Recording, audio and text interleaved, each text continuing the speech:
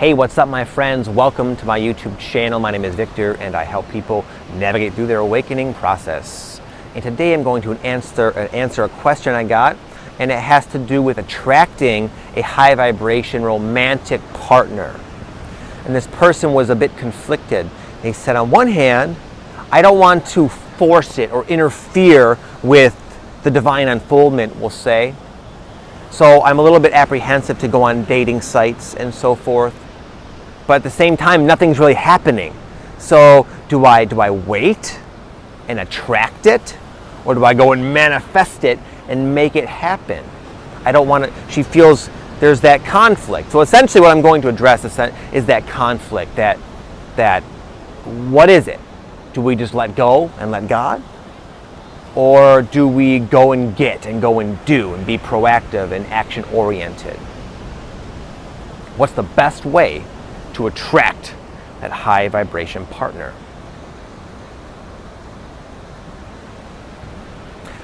I can tell you what I've sort of gleaned from almost all challenging human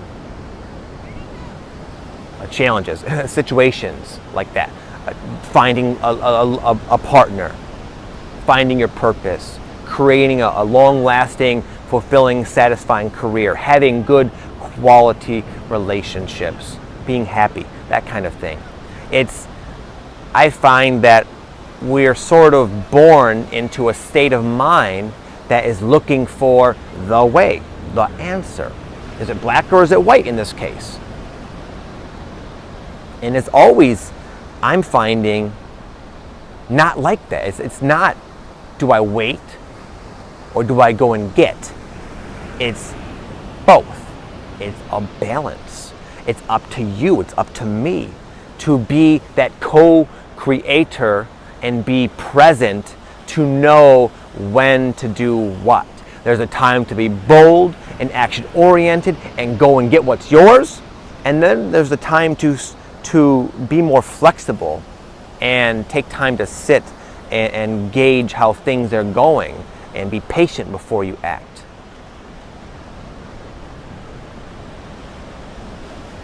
This is even more confusing because a lot of times the answer, the ideal path for us, is muddled with our fear and our apprehension. So this subtle paradoxical dance through life, it's possible, but it requires a high level of self-efficacy and mastery.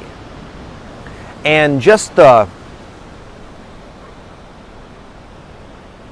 mindset of looking for the answer is kind of, I believe, a rabbit hole for most people. Rather, it's about learning, honoring your own experience, honoring your own subjective reality experience, and then blending all of that together into the right action at the right time.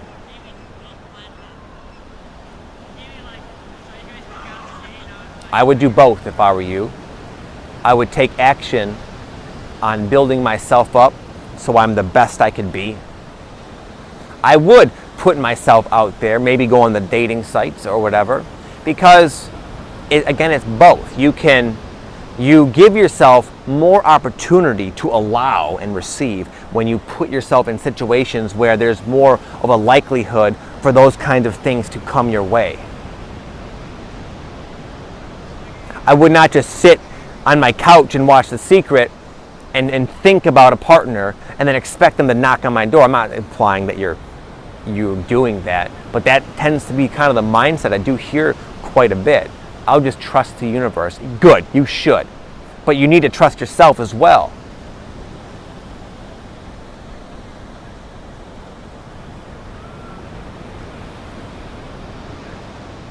I've also found that life is really a pretty clear reflection of the spiritual journey of a human being. And if there are things within yourself that you're not dealing with or not working through, that will tend to block the manifestation of things you want, like a partner. Meaning, how much do you love yourself? How often do you take action from the perspective of someone who loves themselves? One of my clients just told me the other day that she read something that said something like, here's the shortcut to enlightenment. No matter what you do, ask yourself, is this something that someone who loves themselves would choose to do? So anyway, that's kind of a good way to have that self-love, even if we have all those conditioned beliefs and feelings and thoughts that you're not good enough. It's about kind of ignoring that and seeing it for what it is, just the incessant ego that we're all unfortunately kind of born with, and rather acting from your true self, the perspective of your true self who knows that it does deserve love.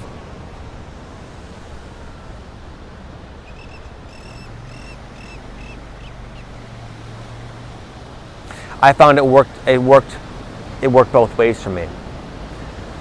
It wasn't really so much a soulmate I met, but when I was younger, I struggled with girls. I was always able to get girlfriends, but not really able to keep them because I had so many insecurities that caused, eventually I think they picked up on that, and it repelled them. But there was a time when I was an addict, and I got myself clean finally and moved down to Florida into a halfway house. And that was when I was like 18, 19. That's when it really kicked into overdrive my earnestness to work on myself. Not necessarily with the sole intention of meeting someone, although that was something I wanted and longed for. But I was very action-oriented. I was reading a lot of books. I was working out. I was just challenging myself, putting myself in situations that I knew I wanted to function in better than I was, and I insisted upon working on, again, those shortcomings of my own. And in doing that, then I found opportunities came my way. One time I was at Starbucks, and me and my buddies, we had bikes, we didn't have car, we rode our bikes up to Starbucks, and I got my big old sugary drink. Again, I was coming off the drugs, so I was eating like sugar all day, every day. So I got one of the biggest size, those Frappuccino thing with the whipped cream and the chips. And I noticed the girl at Starbucks sort of like took a liking toward me. I could just tell. You could pick it up. Most people can pick up when someone is attracted to you or whatever. And I could just tell, man. So I believe that maybe that attraction, that initial, what she saw in me, was what I kind of cultivated, you know. But then I didn't just wait for her to ask me out. As nervous as I was and uncomfortable as I was, and it's been a while since I tried to like get with a girl, I just said something silly. I forgot what it was, but I ended up asking for her phone number and saying, you want to get out? You want to go out sometime? And then she smiled and then didn't say anything and made my little coffee drink and then slipped me her phone number. So right there you saw it was not just one thing. It was a combination of things many times over. On one hand, I was proactive in working on myself, and then that situation just kind of came out of nowhere. I didn't go to Starbucks with the intention of meeting people and forcing it. But then at the same time, when I noticed it, I took advantage and capitalized on the situation and pushed out of my comfort zone to ask her out. And then it worked out. Same thing happened with my wife now, my soulmate, the person I've been with not my whole life, but for the past like decade or so. It was a combination of me, the culmination of me working on myself. I did actually have intentions without even knowing anything about the law of attraction. At the time I was heavily into the 12-step program, so I prayed a lot. I would pray to God.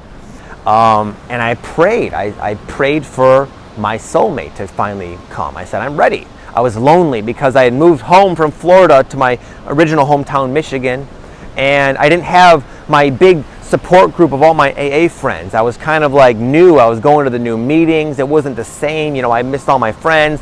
All my existing high school buddies, they were kind of like so partying and rocking out, and even though I would go out with them sometimes, there was a bit of a disconnection because I wasn't using or drinking or anything, and I felt very lonely.